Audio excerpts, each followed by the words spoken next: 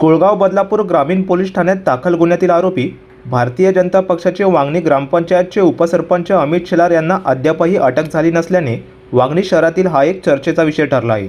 काहीच दिवसांपूर्वी अंतर्गत वादातून अमित शेलार यांनी कट रचून वांगणी ग्रामपंचायतचे सदस्य रुपेश गवळी यांच्यावर प्राणघातक हल्ला केला असल्याचा प्रकार घडला होता। यावेळी बदलापूर ग्रामीण पोलीस ठाण्यात त्यांच्या विरोधात गुन्हा दाखल आहे। त्यानंतर नुकताच अमित शेलार यांच्या कार्यालयाबाहेर देखील काही गुंडांनी अमित शेलार यांच्या वाहनांची मोठ्या प्रमाणात तोडफोड केल्याची घटना घडली।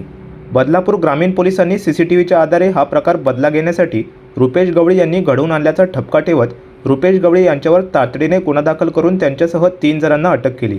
परंतु अमित शेलार यांच्यावर गुन्हा दाखल असताना देखील त्यांना अटक केली जात नसल्याने वांगणी शहरातील राजकीय वातावरण तापले आहे। अमित शेलार यांच्यावर यापूर्वीही अनेक विविध प्रकारचे गुन्हे दाखल असल्याची माहिती समोर आली आहे।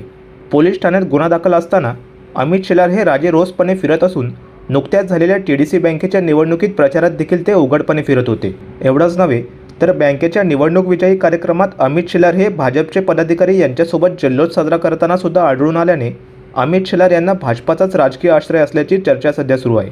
यामुळे वांगणी शहरातील राजकीय वातावरण आता अधिक चिघळण्याची शक्यता निर्माण झाली असून बदलापूर ग्रामीण पोलीस आता नेमकी कोणती भूमिका घेतात याकडे सर्वांचे लक्ष लागले आहे। प्रतिनिधी ऋतिकेश रोकडे, लोकपालक न्यूज, वांगणी।